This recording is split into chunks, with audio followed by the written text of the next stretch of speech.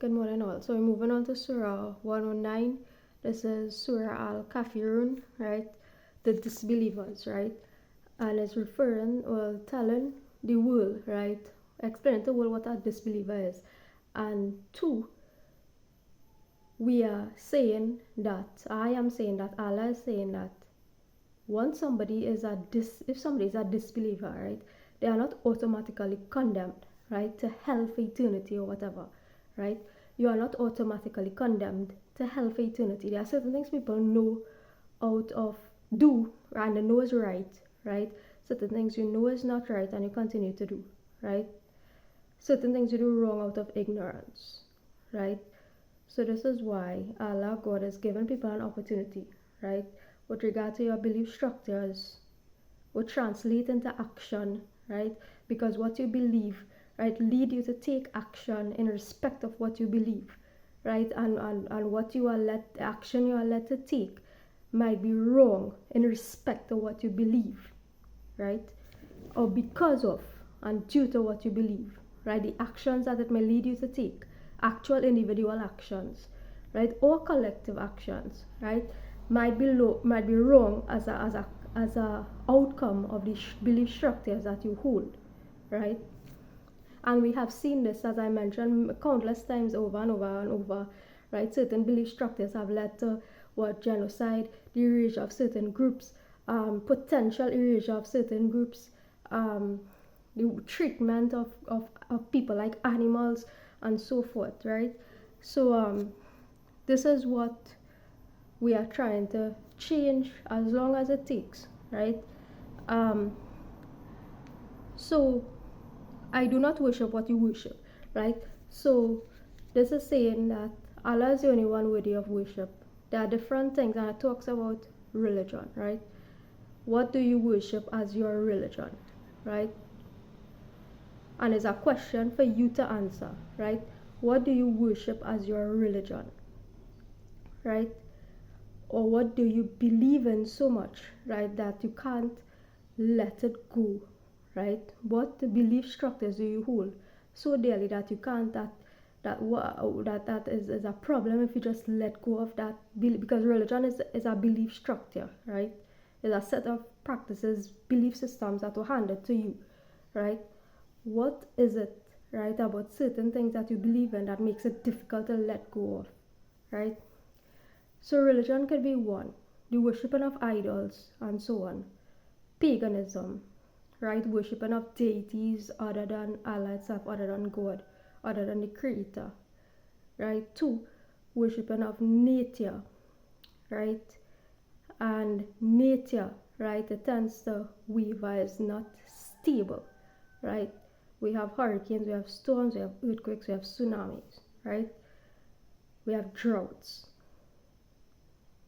There are certain seasons that are fixed, yes, right? We understand that. But nature itself, right? Because these things are, we have seen incidents of storms occurring during instances that are supposed to be dry times, right? There have been incidents of these things, right? There have been drought periods in instances where it's supposed to be rainy seasons, right? We have seen things like this, right? So nature is not fixed, it fluctuates, right? It fluctuates, right? Allah is fixed. Allah alone is neutral. Allah alone is stable, right? God alone is fixed. God alone is stable, right? Does not waver, neutral, right? Thirdly, the worship of human beings also could be your religion, right? And this could be your spouse, your children, right? You worship these beings, right, which you are not supposed to. You worship the Creator alone.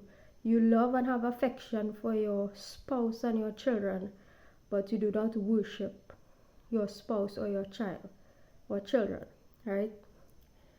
You have a strong knitted relationship with your family members, but you do not worship them, right? You are not supposed to worship them, right? So your these three things, right? We are trying to move away from these forms of religion, right?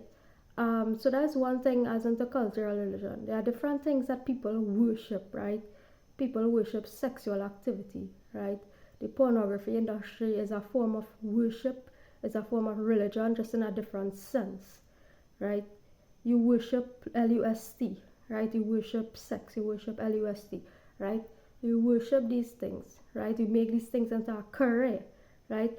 And then you worship a career, right? So there are different things that people worship, meaning that you devote your energy towards. You full scale devote your energy towards these things, right? Drinking, right? There are some people, as soon as the bar open, right? If the bar open 10 o'clock in the morning, you present at the bar, right? Some people are present at the bars, so they run in the bar, right? So it's like you are worshiping an entity or an energy, right? Some people call it spirit, right? You are worshiping entities or energies, right? That is not the creator, right? These are lower forms of energy, base energies, right? The alcohol, the cigarettes, all these things are base energies, right? Lower energies that appeal to lower products that appeal to lower entities, right? Base entities, right? Demonic entities, right? So these are some of the things that people make into their religion, right? Next, we are talking about sacrifices, right? Blood sacrifices, another activity or another religion, right? Wherever cultural practice these things would have descended or the traditions would have come from, right?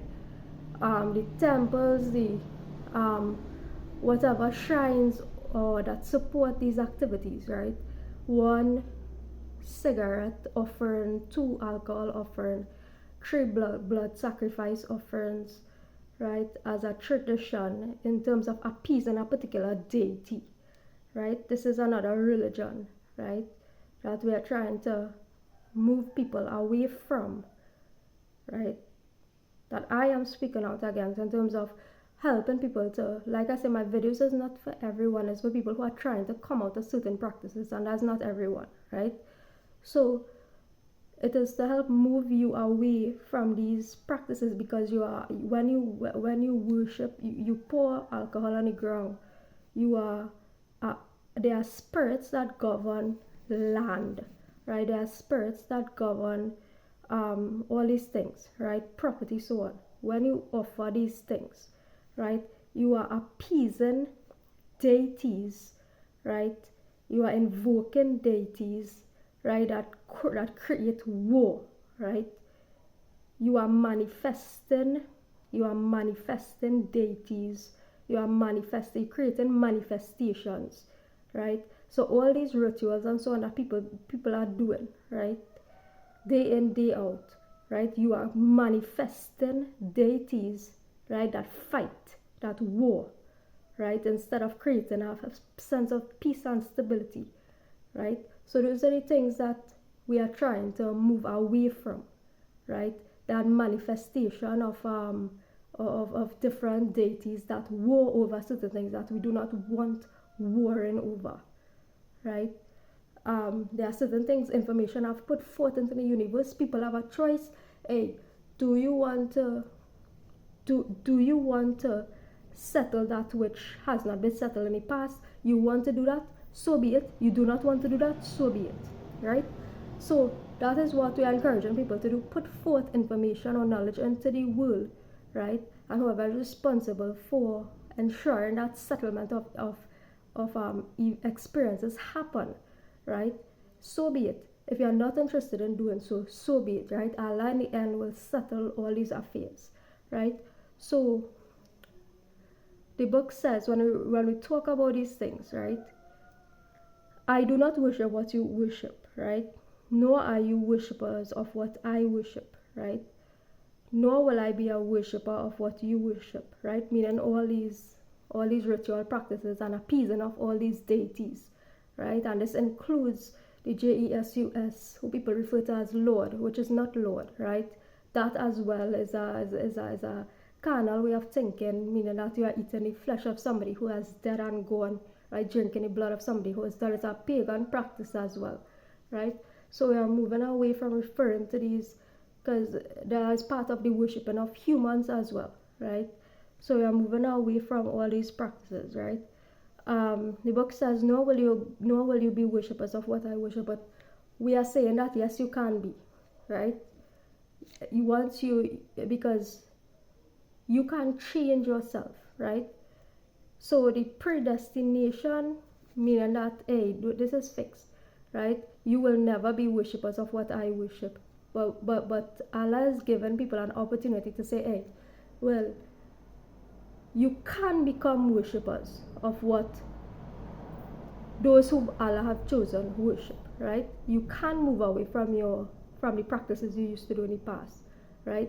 You are not condemned to death or to suffering or to damnation if you used to do certain practices in the past out of ignorance, and then hey, you have the opportunity or new knowledge come to you, and you can say, hey, well, I can leave this practice and choose another way of life, right?